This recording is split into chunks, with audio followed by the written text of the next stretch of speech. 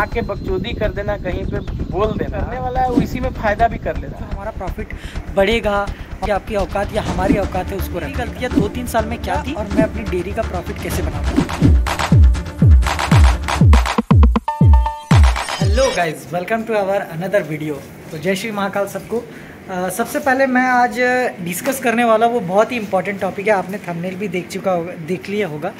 Actually क्या है ना, मेरा एग्ज़ाम वगैरह चल रहा था, तो उस बीच में मैं वीडियो वगैरह नहीं ला पाया, पर अब मैं कंटिन्यू करूँगा। मैं सबसे पहले मैंने देखा हम लोगों ने जिन को फॉलो करके रखा है, शायद मैंने भी, अगर आप डेयरी फार्मर है तो आपने भी फॉलो करके रखा होगा। और कहीं ना कहीं अगर आप डेयरी फार्मिंग पे एक वीडियो को अगर सर्च करते हैं तो कहीं ना कहीं उनका वीडियो ज़रूर आ जाता है। वो है हमारे इजाज भाई। इजाज भाई का वीडियो तो आना ही आना है, क्योंकि बहुत सारे ऐसे कमेंट्स वगैरह आए हुए हैं इजाज भाई के चैनल पे। और काफ़ी सारा एक वीडियो भी है जो मैं आपको क्लिप में दिखाऊंगा भी, कि इजाज भाई बता रहे हैं कि उन्होंने क्या क्या गलतियां की, और उसी के ऊपर आज मैं वीडियो आपको बनाने वाला हूं कि डेयरी फार्मिंग में कौन सी गलती कहां और क्या, मतलब एक्चुअल सच क्या है। काफ़ी लोग बोलते हैं कि बेनिफिट कम है, क्यों है, तो क्यों कम हो जाता है उनके लिए और क्या रीज़न है, उसके लिए मैं आज आप लोगों को ये वीडियो वगैरह बनाने वाला हूँ। बेसिकली ये मेरा फार्म है, आप जस्ट अंदर देख सकते हैं। एक मिनट, यहाँ पे आप देख रहे हैं सब रेस्ट कर रही हैं अभी फिलहाल। किया हमने, ट्रेनिंग नहीं ली, हमने स्टार्ट किया, उसके वजह से हम लोगों को नुकसान हुआ। बहरहाल दूध का रेट अभी कम है, दाना बढ़ गया, ये मैटर ही अलग है। फार्मिंग में जैसे कि हम लोगों को बात पता चला कि तो बेसिकली दोस्तों मैं आपको बताऊं कि क्या एक्चुअली जो तकलीफ़ हो जाती है वो ध्यान से सुनिएगा और वीडियो को पूरा देखिएगा यार। अगर आप पूरा नहीं देखेंगे तो मुझे नहीं लगता कि आपको कुछ समझ में आएगा। और मैं बताऊंगा कि मेरी गलतियां 2-3 साल में क्या थी और अब मैं उसको कैसे सुधार करूंगा और मैं अपनी डेयरी का प्रॉफिट कैसे बनाऊंगा। उससे पहले एक बात ये भी बताऊंगा कि प्रेमवदा फार्म के सर ने एक छोटा सा क्लिप मैं देना चाहूँगा कि अगर आप उनका देखेंगे तो वो भी बताते हैं कि कैलकुलेटिव बिजनेस है। अगर आप अच्छे से कैलकुलेट नहीं कर पा रहे हैं अपने बिजनेस को, अच्छे से आप मैनेजमेंट में ये नहीं समझ पा रहे कि कैसे क्या करेंगे जो हमारा प्रॉफिट बढ़ेगा और कम होगा, मतलब हमारा जो उसमें एक इन्वेस्टमेंट है वो कम होगा, तब जाके हम उसमें ग्रो कर सकेंगे। तो ये सारी चीज़ें मैं आज आपको इसमें क्लियरली। प्रॉफिटेबिलिटी कैसे जोड़ता है, सबसे बड़ी समस्या है कि आप डेयरी के इकोनॉमी को नहीं समझिएगा तो आप अपना प्रॉफिटेबिलिटी नहीं निकाल सकते हैं। ठीक है, आके बकचोदी कर देना, कहीं पे बोल देना कि अरे गाय करने में फ़ायदा कहाँ है। सही बात है, सरकार, हम बहुत सारा पॉइंट मानते हैं कि हाँ सरकार का मदद नहीं है, सरकारी किसी तरीके का बेनिफिट नहीं होने की वजह से ये सब में लॉसेस होता है। लेकिन ऐसा नहीं है कि आप पूरा लॉसे में जीवन गुजार दे रहे हैं। जो करने वाला है वो इसी में फ़ायदा भी कर ले रहा है। आप ज़्यादा जो तेज बनता है ना, उसी के साथ होता है कि वो नहीं कुछ कर पाता है इसमें, समझे। ज़्यादा तेज बनता है, बूढ़ी गाय ले आया ज़्यादा दूध के चक्कर में, अब उसको साला एक बार 2 बार बच्चा मिला, उसके बाद बच्चे नहीं दे रही है, तो लॉस जाता है, तो कहता है अरे लॉस हो गया। थोड़ा सा कैलकुलेटिव बिजनेस है। इजाज भाई से स्टार्ट करता हूँ कि इजाज भाई ने जो कुछ गलतियाँ की, सब बहुत पहले से इजाज भाई को अगर देख रहे हैं तो आपको ये भी पता होगा कि इजाज भाई ने शुरुआत में जितनी भी गायें लाए थे वो सब गायों को उन्होंने रिप्लेस किया है। कहीं ना कहीं उन सब गायों को धीरे धीरे वो बदलते गए, क्योंकि कम मिल्किंग वाली गाय थी और शुरुआत उसी से होती है। ऐसा बात नहीं है कि आप एकदम हाई मिलकर और एक बहुत अच्छी बड़ी एकदम ब्रीड की ले आओ। तो भैया आप इतना जान लो कि अगर 20 केजी, 25 केजी, 30 केजी की गाय आप लेके आओगे ना, तो मुझे नहीं लगता कि आपकी औकात या हमारी औकात है उसको रखने का। समझ रहे हैं? कहने का मतलब ऐसा नहीं है कि अब ऐसा मैं बोल दे रहा हूँ, कहने का मतलब है कि उसको प्रॉपर फीडिंग, उसको प्रॉपर मिनरल, उसको प्रॉपर कैल्शियम और उसको वो सारी चीज़ें हम उसको नहीं दे पाते। इसी वजह से ये इशू आती है कि गाय दुबली पतली सी हो जाती है। और कई बार ऐसा भी होता है कि दुबली पतली होने के बावजूद टाइम पे बार बार रिपीट कर रही है, हीट पे नहीं आ रही है समय पे, और ऐसी ऐसी गलतियाँ तकलीफियाँ होती हैं। भाई का ना दिल जो है ऐसा लग रहा है कि भाई को लग रहा है कि बच्चियों वगैरह को वो सेल करना चाहते हैं कभी कभी वीडियो के थ्रू, कि आप उनको शेयर ज़रूर करना अगर ये वीडियो आप देख रहे हो, या फिर इजाज भाई अगर आप ये वीडियो देख रहे हो तो हम सब ने आपको ही देख के ये फार्म वगैरह स्टार्ट किया। आप एक मोटिवेशनल, मतलब हमारे लिए एक बोल सकते हैं कि आप एक बोलते हैं ना वो प्रोत्साहित करने के लिए एक भाई हो। एक्चुअली क्या है ना भाई, अगर आपके पास अच्छी ब्रीड की बच्चियाँ है और उसको तैयार होने में लगभग मान के चलिए 18 महीने में उसको आप सीमन डलवाना देना चाहते हैं, कि 18 महीने के अंदर 18 महीने तक उसको सीमन डलवा दें। और उसके बाद भी अगर उसको 2-4 महीना एक्स्ट्रा लग जा रहा है, मान के चलिए वो 22 महीने पे सीमन डलवा रही है, 24 पे डल रही है, हिट लेट आ रही है और लेट उसको हम लोगों ने AI करवाया, तो भी वो आपके बेनिफिट का ही है भाई। अब ये कैसे, ये मैं आपको बता देता हूँ। आपने एक वीडियो, अभी आप रिसेंटली जो वीडियो इजाज़ भाई का है वो आप नीचे देख लीजिए, जिसमें भाई बता रहे हैं कि क्या क्या तकलीफ़ है। उसमें मैं बताता हूँ, इजाज़ भाई बता रहे हैं कि समय पे मतलब बहुत सारी गायें रिपीट पे चल रही है, सबको सीमन वगैरह नहीं लग रहा, समय पे उन लोग का मतलब प्रजनन नहीं हो पा रहा, और कोई मतलब समय पे उसको मतलब सीमन वगैरह नहीं दे पा रहे, तो रिपीट कर जा रही है या फिर अच्छे से हिट में नहीं आ रही है। तो उनके लिए मैं बोलूँगा कि अगर आपकी बच्चियाँ इन केस आपकी बच्चियाँ अगर लेट होती है, तो मैं आपको बताऊँ इस बात की गारंटीड हो जाएगी कि वो बच्चियाँ आपके फार्म की पानी खा चुकी रहेगी। कहने का मतलब उसको पूरा फीड जो है वो एक तरीके का होगा, एक तरीके से मतलब हर जगह पे अगर शुरुआत से वो उसी जगह पे रही है तो उसको मतलब उसका अच्छा भी रहेगा, वो उसको बीमार वगैरह भी बहुत कम पड़ेगा।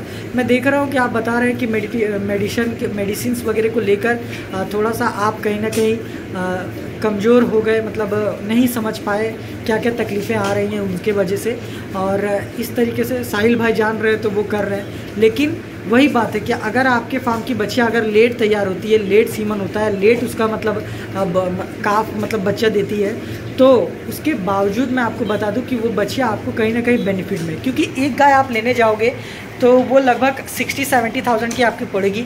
60-70,000 में पड़ने के बाद भी आपको कंफर्म नहीं पता होगा कि वो बच्चियाँ या फिर वो गाय कितने ब्यात की है। हो सकता है वो 3 ब्यात की है, आपको 2 ही बताया जाए, और दांत में तो बहुत हेर फेर हो जाता है भाई। आप लोग तो एक्सपीरियंस है, फिर भी मेरे पास कम एक्सपीरियंस है, फिर भी मैं जानता हूँ कि व्यापारी जो है वो सेल्स करने के लिए कुछ भी कर सकते हैं, और इस तरीके से दिक्कत होती है। उसके बाद वो कहाँ से काव आई है, उसका वहाँ पे मेंटेनेंस अच्छा था या नहीं, वहाँ का फीड क्या था उसका, और वहाँ से मतलब फीड क्या अलग था, यहाँ पे अलग हुआ, तो इस वजह से गाय का जो है बदन वगैरह टूट जाता है। और उसके यहाँ पे 16 kg, 18 kg, 20 kg, 22 kg दूध कर रही थी 22 लीटर तक, और आपके फार्म पे आने पर 15-14 इस तरह का हो गई है। तो फीड में जितना आप खर्चा कर रहे हैं उतना वो भी कर रहा था, लेकिन बस फ़र्क ये है कि उसने वो आदत डलवा के रख दिया था, और अब आपने चेंज किया तो इस तरह दिक्कत आ रही है। तो ये सबसे बड़ी दिक्कत आ जाती है। इस वीडियो में आप ये भी बता रहे हैं कि जब फीड वगैरह आता है तो हम लोग चेंज करते जाते हैं, नहीं, ये बहुत बड़ी गलती है। मुझे लगता है कि दाना की वैरायटी है, कोई बोल रहा है कि मेरे को पतंजलि अच्छा लग रहा है, कोई बोल रहा है मेरे को अमूल ठीक लग रहा है, कोई बोल रहा है मेरे को किसान, कोई बोल रहा है मेरे को वेनकीज, कोई बोल रहा है कि भाई हमको इफ़को का ठीक लग रहा है, कोई बोल रहा है कि सुधा दाना जो है वो आप अगर मिल्क के लिए दे रहे हैं तो एक फिक्स्ड दे, और आप अपना फीड खुद बना ले।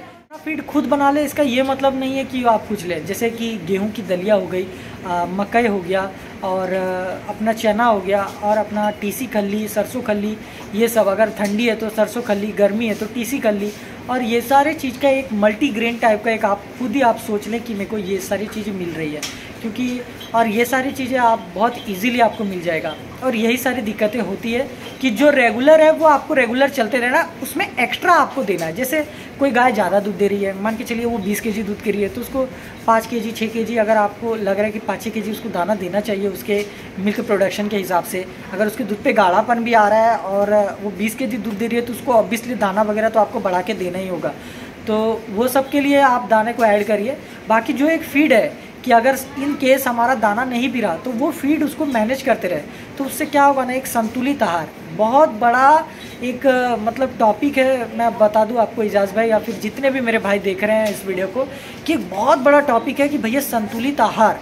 अब संतुलित आहार में ये नहीं कि मैं बहुत सारे वैराइटीज़ डाल रहा हूँ, तो नहीं, बहुत सारी वैराइटीज़ से संतुलित आहार नहीं होता। एक लेवल, एक जैसा, जो हर साल हम लोग दे सके, हर सीजन हम लोग दे सके। कुछ इस तरह भी होता है कि चलो 3 महीना हम लोग ने गेहूं दिया, 3 महीने हम लोग ने मकई दिया, 3 महीने कुछ और दे रहे हैं, कुछ और ऐड कर रहे हैं। तो इस तरह जो एक संतुलित आहार होना चाहिए। अब मैं पता चला यार 10 दिन ये दाना दे रहा हूँ, 10 दिन वो दे रहा हूँ, वो दे रहा, तो इससे गाय जो है वो मैं लग गया। और ये भी मैं आपको बता दूँ कि इनको 18-19 महीने के बाद ही सीमन लगा, 19 महीने तक। लेकिन फिर भी मुझे पता है कि इसका जिस तरह का ब्रीड है, आप देख रहे हैं, देखिए मैं आपको दिखाता हूँ इसका अडर वगैरह, ये देखिए अडर वगैरह आप देख रहे हैं। अभी से जो है लगभग ये ऐसा बढ़ना जो है चालू हो गया इसका। मैं ये भी बोलना चाहता हूँ कि बच्चियाँ जो है ना गाइस, कि कहीं ना कहीं आपको बच्चे जो है वो बेनिफिट देगी। हाँ, पर ये भी आपको ध्यान रखना है कि बच्चे जब अब छोटी वो बॉर्न हुई तो वो थोड़ी अच्छी ब्रीड की हो, जिसकी मदर रिकॉर्ड लगभग 18 से 20 केजी हो, तो कहीं ना कहीं वो पहले ब्याह में आपको 14 केजी 15 किलो लगभग 15 लीटर 16 लीटर तक दूध जो है बहुत अच्छे से दे देगी। केजी लीटर मेरे को बोलने का ऐसा प्रैक्टिस हो गया, इसके लिए मैं ऐसा बोलता हूँ। बाकी इस तरह से आपको मिलेगा। इजाज भाई कंस्ट्रक्शन में बहुत ज़्यादा ये कर दिए। कभी कभी मैंने देखा इजाज भाई पहले डायरेक्टली किए, डायरेक्टली होने के बाद वो उन्होंने मतलब स्ट्रक्चर तो ठीक बनाया, लेकिन कहीं ना कहीं उनका लगा कि कंस्ट्रक्शन में वो उस तरह जो बड़े वाले रहते हैं, जो मिक्सचर वगैरह से बना कर फीड एक ही बार बनता है और डायरेक्ट उसको सबको लगा देते हैं, उस तरीके का करे, लेकिन उस तरह से उनका वो सक्सेस नहीं हुआ। फिर मैंने देखा उन्होंने नाद बनवाया, जिस तरह हम लोग अभी नाद बना के रखे हैं फिलहाल, तो उस तरह नाद उन्होंने बनवाया और नाद बनाने के बाद वो भी शायद सक्सेस नहीं करे, तो उनके बाद वापस अभी मैंने देखा कि ड्रम वगैरह पे भाई दे रहे हैं। ड्रम पीछे वाले साइड पे ये गलती की कि नाद मैंने थोड़ा डीप बना दिया, तो जब भी मैं खाना बनाता हूँ तो मेरे कमर पे जोर पड़ता था, मेरे नहीं या फिर मेरे पापा या फिर कोई स्टाफ के कमर पे जोर पड़ता था। तो उन्होंने बोला भैया कि नेक्स्ट टाइम आप बनवाइए तो ऊंचा बनाइए। तो इधर आप देखिए ये वाला नाद जो मैंने बनाया ये ऊंचा बनाया, तो इसमें मुझे खाना बनाने उनाने में बहुत आसान लग रहा है। और इसको ऊंचा बनाया ताकि मेरी सुविधा रहे और गाय खा भी लेती है आराम से, और आप देखिए सब बैठते भी है बड़े आराम से, कोई दिक्कत नहीं होता। तो ऐसा जो है वो सिचुएशन आते गया। उसके बाद मैंने देखा इजाज भाई कहीं पर भी हरा चारा नहीं लगाए, और हरा चारा नहीं लगाया, और बीच में लगाए भी थे तो उसके बाद का उन्होंने कोई अपडेट नहीं दिया कि वो अच्छे से उग गया है या नहीं उगा या क्या बात है, ऐसा कुछ अपडेट वगैरह उन्होंने नहीं दिया। तो एक इशू ये भी आया कि मैं देखा कि वो सब लोग की दिक्कत है, ये सबसे पहले एक बात ये हो गई। दूसरी बात, प्रेमदा फार्म के सर ने भी एक बात बोला था, मैं दोनों का टॉपिक लेके चल रहा हूँ, कि उन्होंने एक बात बोली थी कि हरा चारा अगर आपके पास लैंड नहीं है, इनकेस आपके पास ज़मीन नहीं है, तो आप किसी का लीज पे लीजिए और उस पर लेकर आप हरा चारा, मक्का, ज्वार और ऐसी कई सारी फसलें जो है आप करके और अपने गायों को दे सकते हैं। अब एक बात ये भी ध्यान रखना है कि पूरा हरा चारा पे नहीं डाल देना, ऐसा भी नहीं करना है भाइयों, क्योंकि मैं बता रहा हूँ इनकेस मैं अपने एरिया का पूरा आपका सर्वे करके बता रहा हूँ कि सिर्फ हरे चारे के वजह से दूध जो है वो घट जाता है। सिर्फ हरे चारा, मतलब समझ रहे हैं मेरा कहने का मतलब, कि मैं सोच रहा हूँ कि मैं हरा चारा 10-12 केजी, 15 केजी, 16 केजी, 20 केजी तक दे रहा हूँ, तो उससे गाय का दूध ये होगा, नहीं, गाय का दूध में फैट आ जाएगा, मोटापन आ जाएगा, लेकिन जो है दूध धीरे धीरे कम हो जाएगा। विष्णुगढ़ इलाके में या झारखंड में एक बहुत बड़ा डेयरी फार्म है जो विष्णुगढ़ में स्थित है, उसका नाम मैं नहीं लूँगा, लेकिन मैं बता रहा हूँ उसका रोज़ का प्रोडक्शन लगभग 6 क्विंटल दूध का है, और सिर्फ हरा चारा ज़्यादा देने की मात्रा की वजह से उनका 1 से 1.5 क्विंटल शॉर्टेज हो गया दूध में। ये एक हकीकत सच है। अगर विष्णुगढ़ से नज़दीक में कोई भाई जान रहे हैं तो वो जानते होंगे कि विष्णुगढ़ में बहुत बड़ा एक फार्म है जो कहीं ना कहीं झारखंड का फर्स्ट या सेकेंड टॉपेस्ट फार्म बोल सकते हैं, जहाँ पे 200-250 गायें हैं और लगभग बोल सकते हैं अप्रोक्स की 7-8 एकड़ या 9 एकड़ से ज़्यादा में फैले हुए हैं, ताकि वो हरा चारा अपना वगैरह सब कुछ वो अपने बाउंड्री के अंदर ही कर लेते हैं, और उसके बावजूद उनका दूध का प्रोडक्शन इतना घटते जा रहा है। और एक बात और, वो बछिया कभी नहीं बेचते, ये भी आप जान लो, इतना ज़्यादा गाय होने के बावजूद वो बछिया सेल ही नहीं करते। तो ये सारी चीज़ें सीखने को मिलता है। और दूसरी, उनके यहाँ ट्रेनिंग भी होता है। आप चाहते हैं कि कैसा फीड हो, ब्रीड पे कैसा काम करते हैं वो, कैसा मेडिसिन वगैरह रखे, क्या क्या मशीनें या क्या क्या चीज़ें हम लोग और डिजिटली ऊपर ले जा सकते हैं अपने फार्म को, और किस तरह से उन्होंने फार्म बना रखा है, ये सारी चीज़ें आप वहाँ पे देखेंगे। और आपको 4 सालों में इस चीज़ को पकड़ लिया कि मैं अपनी इनकम का परसेंटेज कैसे बढ़ाऊँगा बहुत ज़्यादा। लेकिन अब की बार मैं कुछ इतने अमाउंट में गेहूँ करूँगा ताकि मैं 6 महीने से ज़्यादा तक अपना भूसा स्टोर कर सकूँ।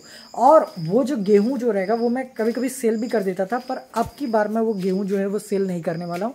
और पूरा गेहूँ को मैं क्या करने वाला हूँ, पूरा गेहूं को मतलब मैं एज एन फीड यूज़ भी करूंगा और अपने घर के लिए भी रखूंगा, और उसका दलिया वगैरह बना के और उसको और सारी चीज़ों में मिक्सचर करके, जैसे मैंने आपको हमेशा बताते रहा, चना ये वो और ऐसे कई सारी चीज़ें जैसे खल्ली वगैरह, इन सब को मिक्स करके उसका फीड बना के उसको दूंगा। और इनकेस मुझे लगेगा कि ये गाय को ज़्यादा दूध का इसका मतलब है, इसके पास खजाना कि ये ज़्यादा दूध दे सकती है, तो उसको उस हिसाब से मैं दाना वगैरह दूंगा। 2-3 सालों में मैंने हरा चारा वगैरह नहीं लगाया, अभी मैंने लगाया और अब मुझे नॉलेज भी होने लगा कि नेपियर और ऐसे कई सारे हरे चारे को हम लोग बाय ऑनलाइन ही मंगा सकते हैं। भाई सीखना है तो ऑनलाइन तो मंगाना पड़ेगा, किसी से लेने की ज़रूरत नहीं है। ऑनलाइन मंगाएंगे, उसको प्रैक्टिस करके देखेंगे। और जैसे कि नेपियर हो गया, अजोला जो पूरे 12 महीने आप खिला सकते हो, उसका भी मैं वीडियो डालूंगा। उसके लिए भी मैंने पूरा तैयारी कर रखा है। वो उसके साथ डेयरी के साथ साथ आप और भी क्या क्या कर रहे हैं। इनकेस बकरी फार्म भी आप देख रहे हैं, मैं एजाज भाई कर रहे हैं, एजाज भाई तो बकरी फार्म भी ठीक है। आप मुर्गी का भी फार्म कर सकते हैं। अब मुर्गी का ऐसा नहीं कि वो वाइट वाले मुर्गी जो आते हैं वो वाला नहीं, कुछ देसी नस्ल रखिए। मतलब उसको एज एन पार्टी में करिए कि ये एक पार्ट है हमारी डेयरी के साथ साथ, वो एक पार्ट है कि चलिए आप 20-25 मुर्गी देसी की ला गए, उसकी कुछ एग सेल कर ले रहे हैं और उसके चूजे वगैरह भी आप सेल कर रहे हैं। ऐसा मुर्गी का हो सकता है। दूसरे साथ उसके साथ साथ आप हरा चारा अपने घर पे उगा रहे हैं, गेहूं वगैरह हो गया, धान करे तो उसका बिचाली बना के उसका कटिंग करवा के उसका कुट्टी बनाए। ये सारी चीज़ें मैंने बहुत सारी गलती की जो मैं अब नहीं करूँगा। ऐसा कोई बिजनेस नहीं है जिसमें आपको लॉस होगा। हाँ, सीखने को मिलेगा आपको, पहले सीखना बहुत जरूरी है। और एक बात और भी बता, लोग कहते हैं कि मैं एक्सपीरियंस करके बताऊंगा। एक्सपीरियंस मेरे पास 10 साल का 12 साल का एक्सपीरियंस है। तो दोस्तों अभी ऐसा टाइम नहीं है कि आप सोचेंगे कि मैं पूरा एक्सपीरियंस करके उसके बाद बिजनेस करूंगा, ऐसा नहीं होता। आप कुछ अपने से एक्सपीरियंस करोगे और कुछ आप देख के करोगे। आज ऐसा पॉसिबल नहीं है कि मैं बोल सकता हूँ कि अरे भाई मेरे पास 20 साल का एक्सपीरियंस है तो मैं ऐसा डेयरी में कर रहा हूँ। नहीं, कुछ मैंने यहाँ से देखा, कुछ यहाँ से मतलब कुछ आप लोगों से देखा, कुछ आप लोगों के जरिए वीडियो से देखा, कुछ एजाज भाई, कोई प्रेमदा फार्म और ऐसे कई बड़े डेयरी फार्मों का नाम है। अगर मैं गेहूं का पूरा एक फसल अच्छे से कर लूँ अपने पूरे मतलब जितना मुझे ज़रूरत है उतना, तो एक साल में मेरे को भूसा नहीं खरीदना पड़ेगा। अब एक साल में तो गेहूं का मैं दलिया वगैरह दे सकता हूँ अपने गायों को, as an a mineral, as an a feed उसको दे सकता हूँ गेहूं। और उसके साथ कई सारी चीज़ें मिलाकर भी दे सकता हूँ। मक्का हो गया तो वो, और उसके साथ साथ मक्का, ज्वार, ये सब का जो डाटा होता है वो एक हरे चारे के रूप में उसको चाप कटर से कटिंग करके भी दे सकता हूँ। तो ये सारी चीज़ें आपको ध्यान में रखना है। आशा करता हूँ वीडियो अच्छी लगी होगी। वीडियो लंबी तो हो गई होगी, लेकिन चैनल को आप सब्सक्राइब कर लें और बेल आइकन को जरूर दबा दें और अपने भाइयों के पास ये वीडियो जरूर पहुँचा दें दोस्तों।